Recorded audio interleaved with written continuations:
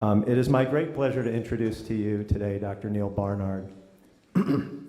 If you don't already know, he's the president of PCRM, Physicians Committee for Responsible Medicine. He's the founder. He's the author of more than 20 books in health and nutrition and countless research studies. His talk today is going to be about diabetes, weight loss, and interpreting your lab results. I'm looking forward to this talk in particular because Dr. Barnard literally wrote the book on reversing diabetes. It's called Dr. Barnard's Program for Reversing Diabetes. And Dr. Barnard's lab has done much of the landmark research on this topic of reversing diabetes and the use of a plant-based diet for that purpose. And I'm personally grateful to Dr. Barnard and colleagues because they provided a lot of support and information to me back in 2016 when we were developing our own diabetes reversal program, which we call Cure Diabetes. And were it not for their assistance, we would not have been able to offer that program these last 3 years. I've been inspired by the work of PCRM and all the things they've been doing, like the video you see here, since 1985 to revolutionize nutrition in medicine. I've never known a more charitable public figure who's more effective, more dedicated, and more creative than Dr. Barnard in finding new ways to achieve his compassionate mission. So without further ado, Wilmington, Delaware, please extend a warm welcome to our friend, Dr. Neal Barnard.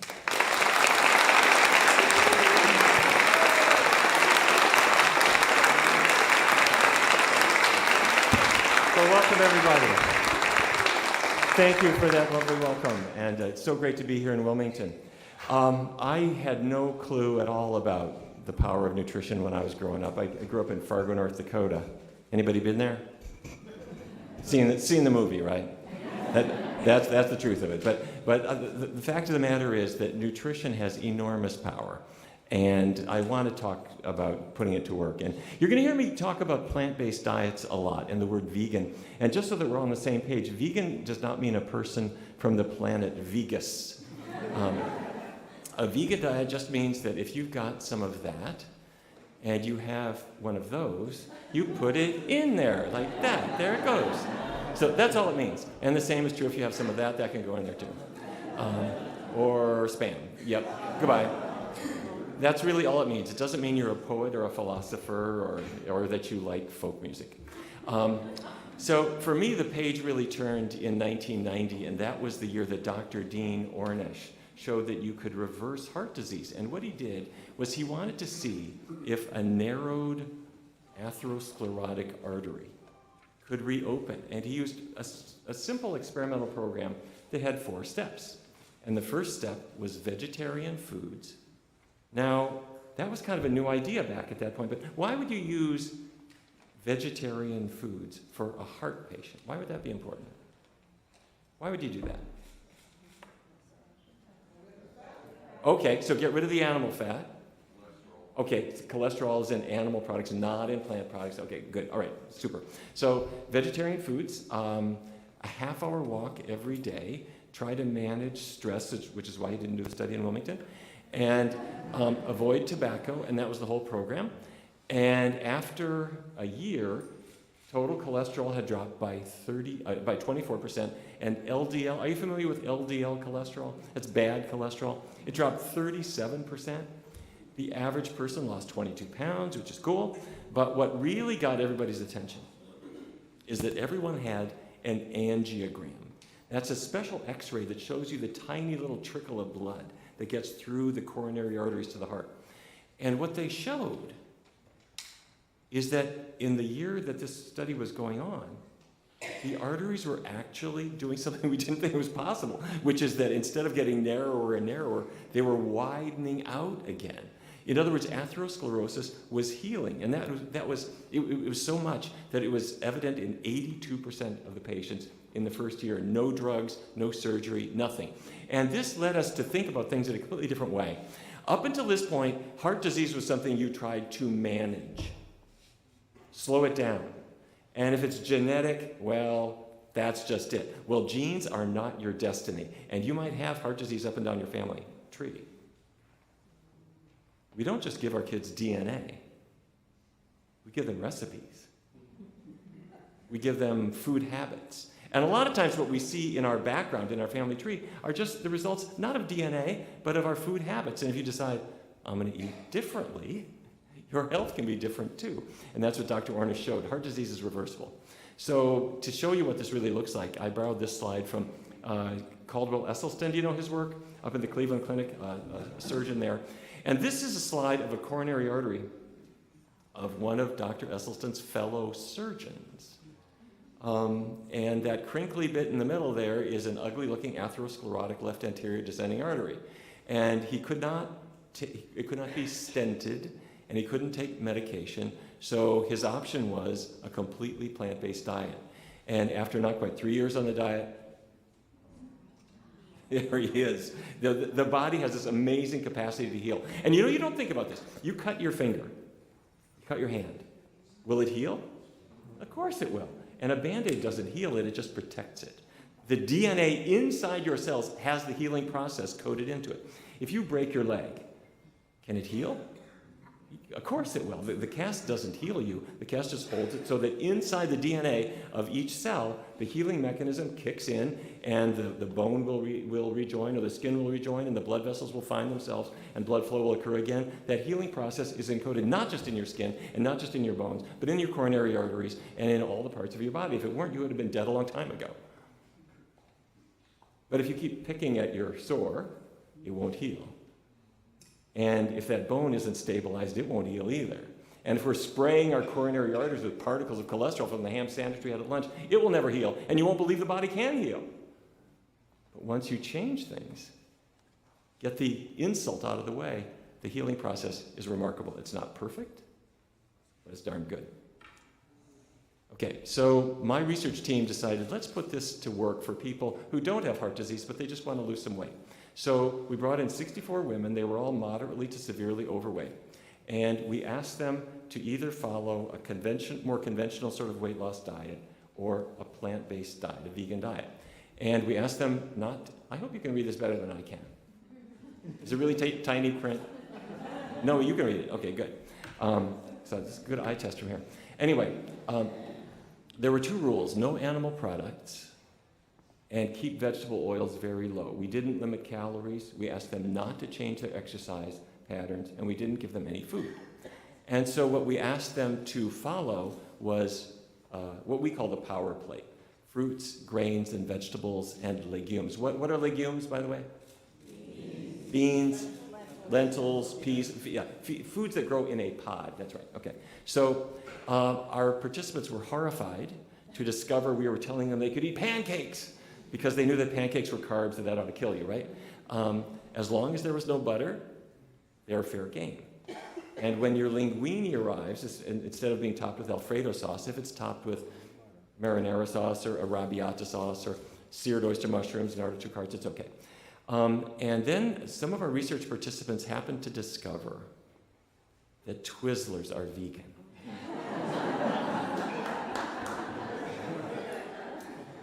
Okay, so my low-fat vegan Twizzler-fueled participants set off on their path to the unknown, and after 14 weeks, the average person had lost about 13 pounds. The control group had lost about 8 pounds, and what was most important is we tracked them for 2 more years and showed that the weight never came back. That's good. So part of the reason is that you're eating high-fiber foods and not eating much oil, so your calorie intake does fall. But the other part of it is that your metabolism rises. And we measure this in the laboratory, where we can actually measure a person's body metabolism, and after a meal, your metabolism always rises a little bit. But after a person has been on a plant-based diet for about 3 months, your metabolism is about 16% faster after the meal. So why are vegans skinny? Because they're not eating as many calories, because they're not eating all the fat, but they're also burning their calories off a little bit better. So about 16% better. So the National Institutes of Health then gave our research team a grant to do something similar in people with type 2 diabetes. And we tested a plant-based diet against a conventional diabetes diet. And you know what that means. Limit your calories to lose weight, and don't eat too many carbohydrates. That was the convention at that time. So the dietary intervention that we used, we're testing, was no animal products, and keeping oils low, and third, low glycemic index foods. Are you familiar with that? It's white bread makes your blood sugar spike. But rye bread is gentler on your blood sugar for some reason, and pumpernickel even more so. So it's not low carb, but you're choosing the carbohydrate-containing foods that are gentlest on your blood sugar. Very simple. And the test that we use is called hemoglobin A1C. And many of you are familiar with this. It's an index of your blood sugar control over the preceding 3 months or so. And if you got diabetes, I want to keep it below about 7. Our participants started around 8, and the red line here is the control group following the conventional diet, and they did well. They had a drop of about 0.4 absolute percentage points. But the vegan group, can you see that blue line? That's a drop of 1.2 absolute percentage points, which is huge. That's bigger than all the oral diabetes medications, and this was done just with a diet change. So let me show you how this works.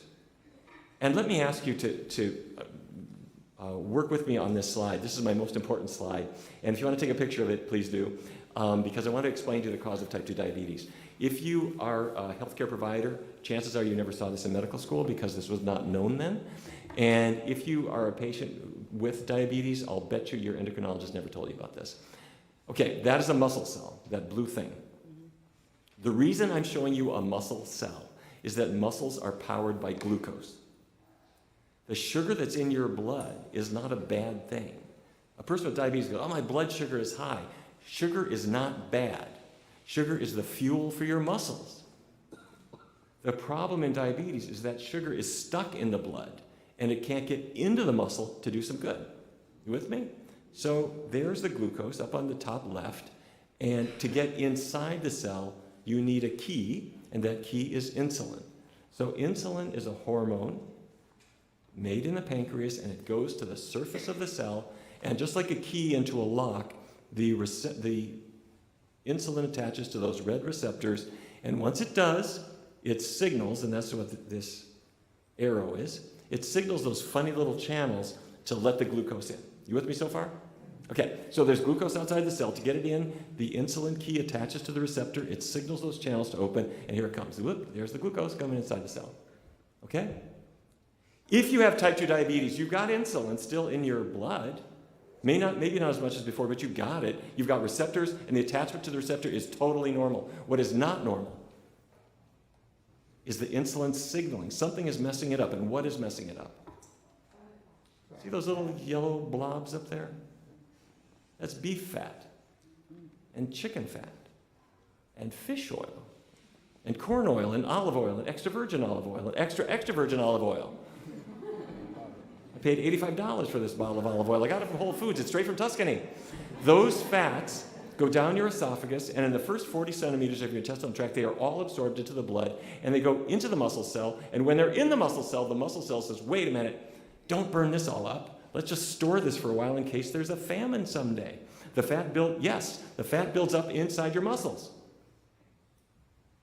And as the fat builds up, it stops insulin from working. So how does a person get type 2 diabetes? Because the buildup of fat inside their muscles over the years causes their insulin to stop working, and their blood sugar starts to rise, and the doctor says, well, why don't you take metformin or sulfonylureas or insulin? What I say is, let's get the fat out of the cell. And if we do that, we can do dramatically better. So a vegan diet has how much animal fat? 0. And if I keep the vegetable oils low, that fat dissipates. And the diabetes improves, and sometimes it goes away. Okay. So, oh, by the way, doctors hate words like fat because it has only 3 letters. So we'll call it intramyocellular lipid, and then I can bill for that. Okay. Intra means inside. Myo means muscle. Cellular means cellular. Intramyocellular lipid is fat building up inside your muscle cells, and that's the cause of insulin resistance. Same thing happens in your liver. Okay, so shifting gears a little bit, it's not just heart disease and weight problems and diabetes, But other things that you wouldn't think of as having anything to do with food have a lot to do with food. This is Chad. Chad grew up in Portsmouth, New Hampshire, right on the water. And he and his brother were real athletic little kids. They loved baseball and football and so forth. But Chad could not get through a game because he had asthma that was triggered by exercise, it was triggered by pollen, it was triggered by dogs and everything else. And he had such severe asthma, he would end up in the emergency room half the time.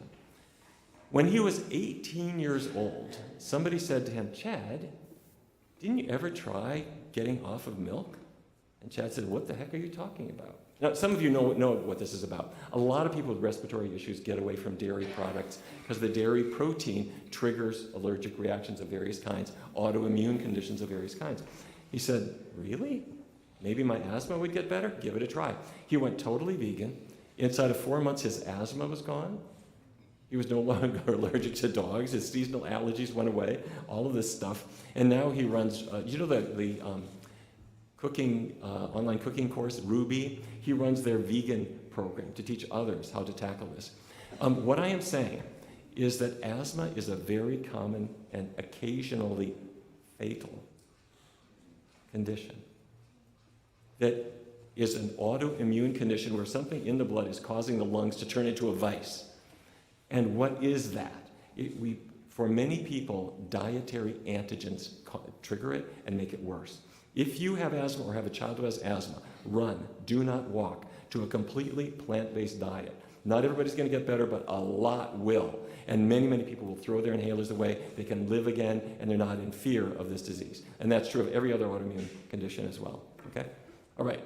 Speaking of which, a lot of athletes are now embracing this approach for another reason, and that's performance. And this really started with Scott Jurek. Do you know him? J-U-R-E-K. If you don't know him, Scott Jurek is an amazing guy. You know, some people will run a 5K, or a half marathon, or a marathon. And Scott Jurek runs these 50 milers, 100 milers, 115 milers. He ran the Appalachian Trail, has the world's record for running the distance of the Appalachian Trail. And he learned many years ago that if he went on a totally plant-based diet, his recovery was better and his times were better. And do you know Rich Roll? By the way, Rich Roll is kind of a similar story, but he also has a really cool podcast with great guests you should listen to. And he found that his recovery is better, his times are better. And then Serena and Venus Williams changed their diet. And they did that because Venus had an autoimmune condition called Sjogren's disease, which Sjogren's is a condition where you get tremendous dryness in the eyes and in the mouth, and it's autoimmune. And she had fatigue and just couldn't function. She lost her game, went vegan, got her game back, and became competitive again. And then, not to be outdone on the male side of the tennis court, Novak Djokovic, who's the #1 player, not only went vegan himself, but started a vegan restaurant in Monaco. And then the Tennessee Titans were sort of in the lower levels of football, the football world. And then Charity Morgan, this is Derek Morgan, the linebacker, his wife started cooking vegan. And Derek liked the food. And he noticed he was doing a little bit better with his game. And it started to make sense because you want muscle, you don't want flab. And so she was cooking him healthier foods, plenty of protein, but without all the animal stuff. And then he would bring food to the locker room. And the other players started eating it. And before long, Charity discovered she was cooking for 15 members of the Tennessee Titans. But they would come by and they liked the food, and she would bring it. And they did really well. Their recovery times was better. They weren't so, football is a contact sport, and you get beaten up, and what really matters is your recovery, and the recovery was better. And last year, they had their best year that they've had probably ever. They made the playoffs, and anyway, it's a good way to go. And this is Lewis Hamilton. I don't know how many race fans there are out here, but Formula One is the pinnacle of racing. And Lewis Hamilton last year won his 5th world championship. He's racing today. He's contending for his 6th world championship and way ahead of everybody else, and has been extremely outspoken that a completely plant-based diet is the way for everybody to go. This is Patrick Baboumian, the world's strongest man. Don't try this at home, but he will lift these enormous amounts of weight. And my favorite one is Jonas von Essen, who is the world memory champion, where they memorize a pack of cards in 30 seconds, and all these amazing feats. And Jonas von Essen, the first time he won the championship, they said, Jonas, you won the championship. What are you going to do now to celebrate? And he said, I don't know. Is there a vegan restaurant around here? So the point I'm making is that an athlete needs oxygenation of your muscles. Somebody like him needs oxygenation of your brain. But if you're eating a lot of animal fat, your blood is viscous, thick. Your oxygenation is slowed down. That's why people get tired after Thanksgiving dinner. It's not the serotonin or anything. It's the fact all that gravy got into your blood. Okay? So people think better and they perform better on a plant-based diet. And this guy had a pretty good brain. Albert Einstein obviously revolutionized physics and started really rethinking many, many things and decided that maybe a vegan diet, vegetarian diet, is what people really ought to be doing. And so, can you read this? He decided that he himself should follow a vegan diet, and look what happened. This could be you. So, a plant-based diet is fruits and grains and vegetables and legumes. And as soon as you suggest that people might eat this way, your friends are going to say, well, wait a minute, what about fish? Is fish okay? Well, can you see this? At the top, I've got animal products. And see, they all have cholesterol. You see that? They've got saturated fat. And at the bottom, I got plant products. And as you notice, they don't have cholesterol. They don't have very much saturated fat. So where's the fish? Oh, there it is. Shipwreck salmon. It's an animal product. It's got a substantial amount of cholesterol and a surprisingly large amount of saturated fat. So what's the deal with that? Now, people will say, wait a minute.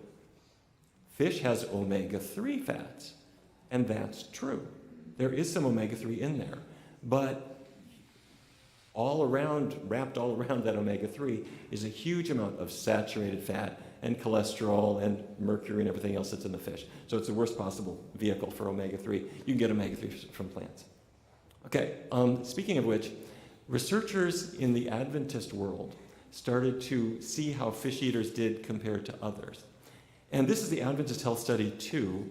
They looked at almost 61,000 people, Adventist, non-smoking, teetotaling, health-conscious people. But some of them were meat eaters, and they looked at their BMI, and that's the group on the left is the meat eaters, the red bar. BMI is your body mass index. It's an index of your weight, adjusted for how tall you are. And among meat eaters, the body mass index on average was not below 25 where I want it to be, it was 28.8.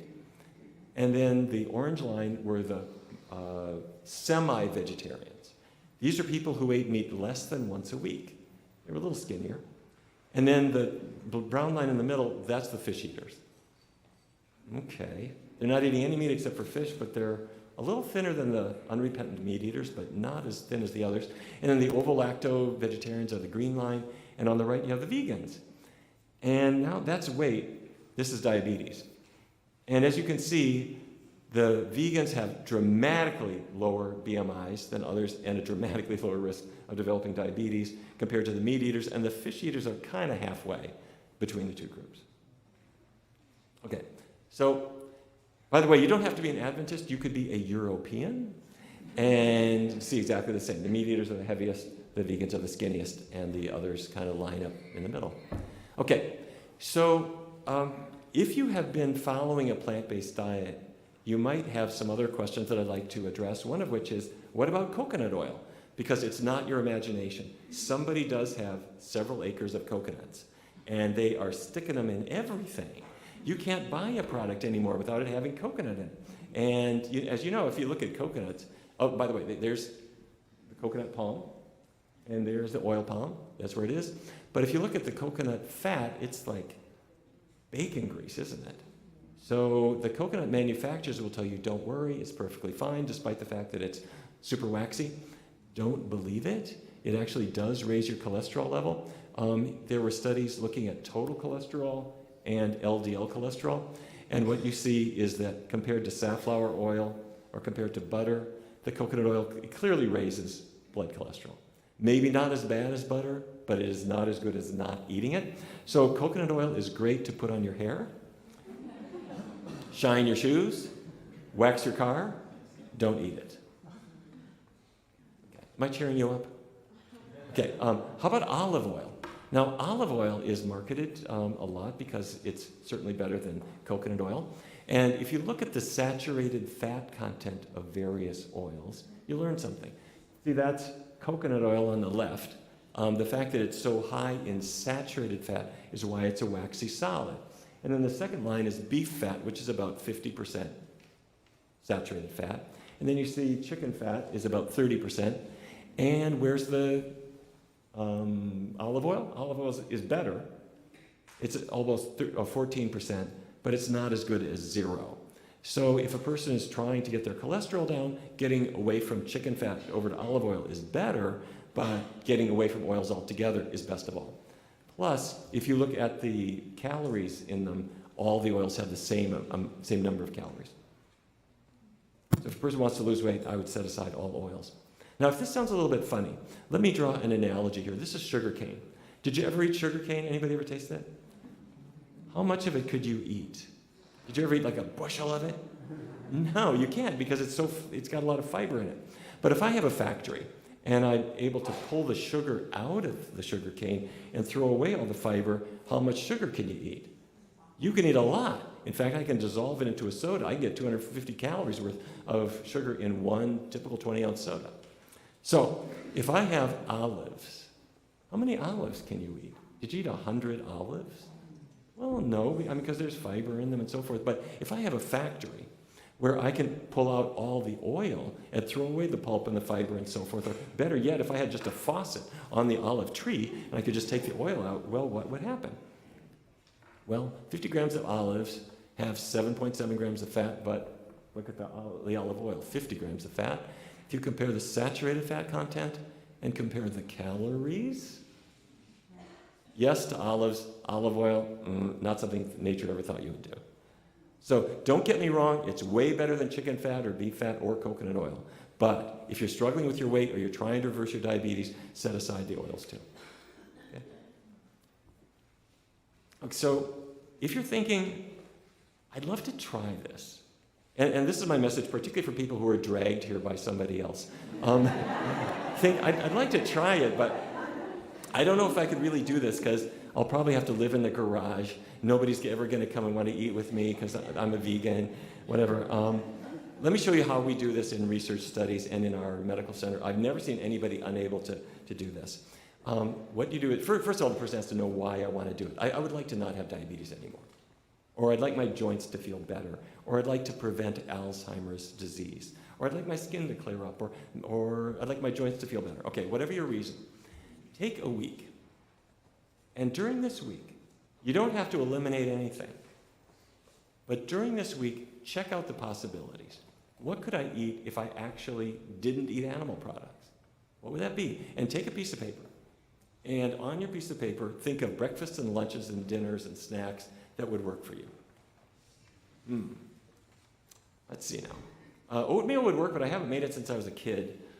And I'd have to flavor it up with some cinnamon and raisins. And okay, that's all right. I'm going to write that on my list.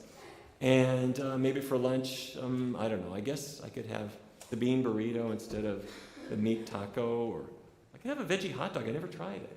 So now is your time to test out things. If you never tried almond milk, you got 7 days. Try it out if you want. And you just write things down. And if you go to an Italian restaurant, ask them, what do you have? Oh, we've got angel hair pasta. We'll top it with an arrabbiata sauce. Okay. If you like it, write it down. You go to a Latin American restaurant and try the veggie fajitas or the bean burritos. Or if you go to a Chinese restaurant, they've got rice and they've got tofu dishes and vegetable dishes. Try them out. If you like it, it goes on the list. Japanese, extra points.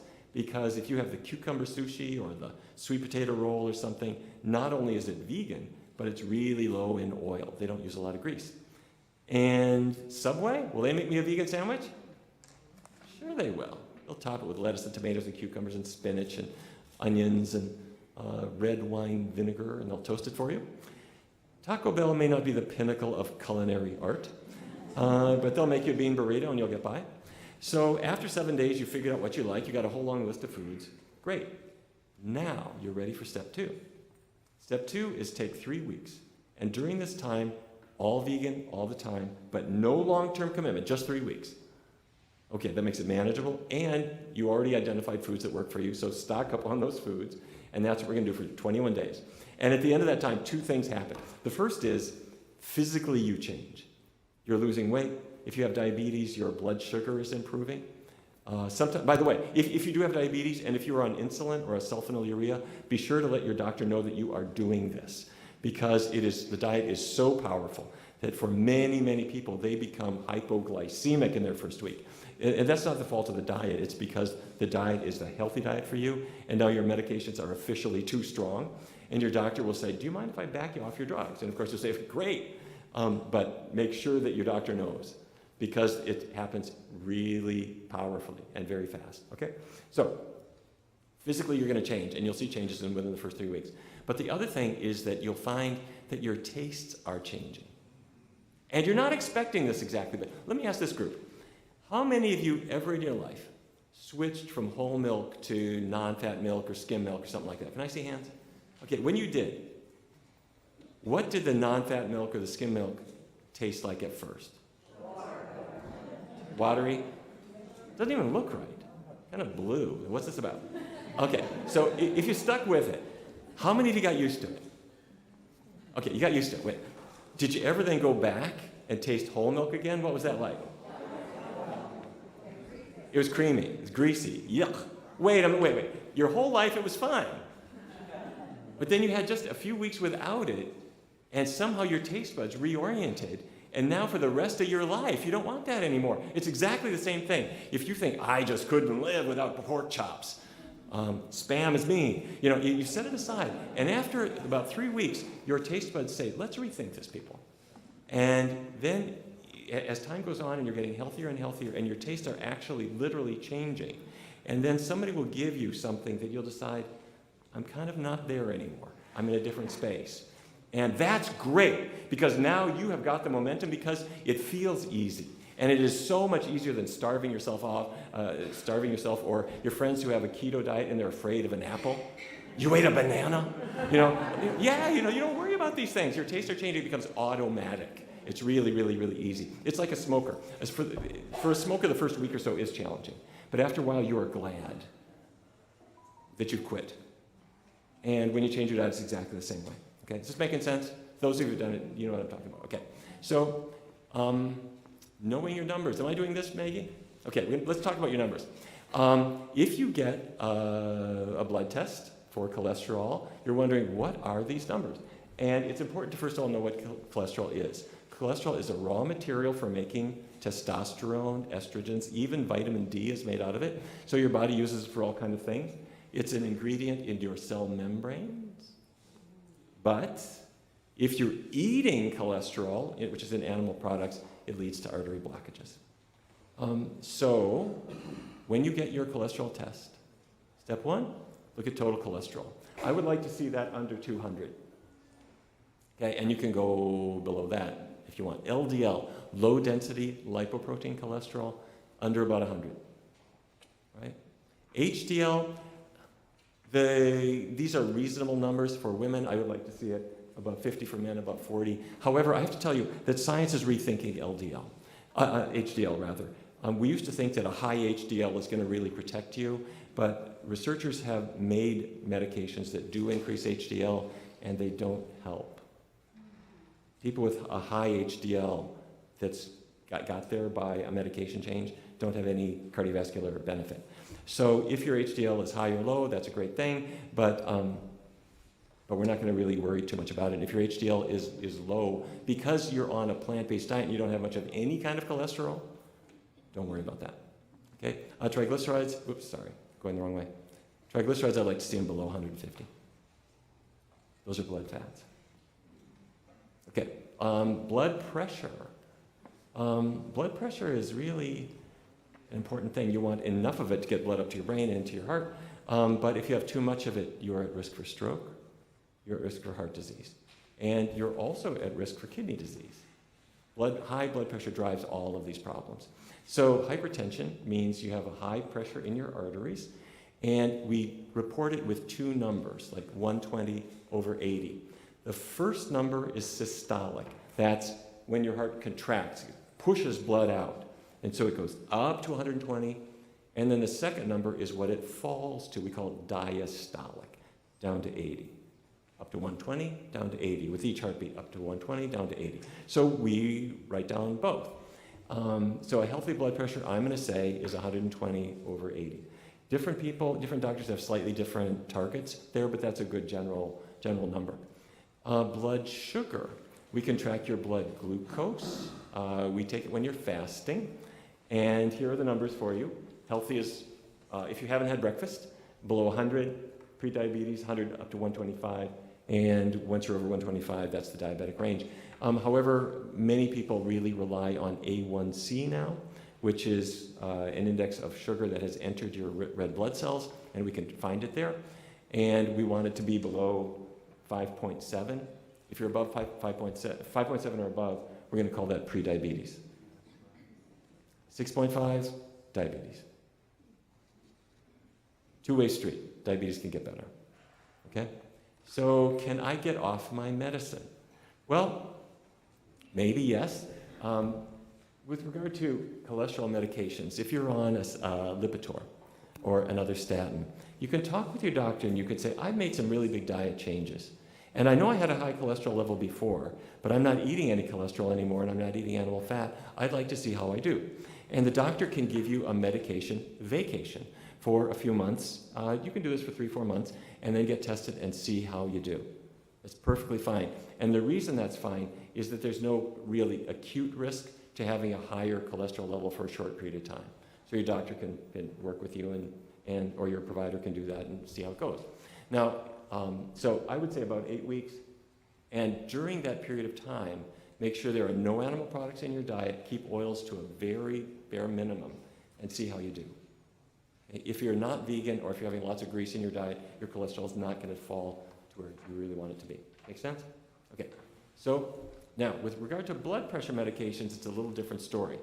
High blood pressure can kill you. So your doctor is rightly, or care provider is rightly going to say, let's be really careful about knocking down on these medications.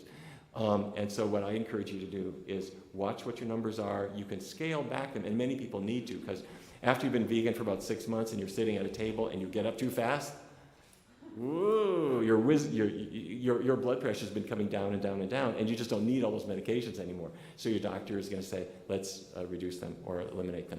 And the same is true with diabetes. With diabetes, you need to be on medication probably, but work with your doctor to bring them down to prevent hypoglycemia. Okay, so you want to be in negotiation with your doctor all the time. We have a few resources that I want to make sure that you know about. We have an app. If you go on your iPhone to 21-Day Vegan Kickstart, you will, iPhone, Android, it's free. We've had hundreds of thousands of people using our Kickstart program. They love it. It's fun, and we're upgrading it all the time. So just on your phone, 21-Day Vegan Kickstart. Also, if you are a medical student or a healthcare professional, the Nutrition Guide for Clinicians is a free download, and you can look at what are the nutritional links with varicose veins, or celiac disease, or Alzheimer's, or whatever. Nutrition Guide for Clinicians, free download. We also have continuing medical education for doctors, nurses, dietitians, physician assistants. It's at Nutrition CME, totally free. The last thing that I just want to say is I'm so pleased to be working with the community of Wilmington, and I hope that you find the information that you're getting today really useful. However, there are so many people out there who are not in this room. So our job is to take what we learn here and make a whole lot of noise. If you find things that you like, put them on your social media, share them with friends. If you find a product that you like, a new kind of veggie burger, veggie hot dog, a new book, a new website, a new DVD, buy it, share it around, let other people know. If we make some noise, we can change the world. Thank you very much.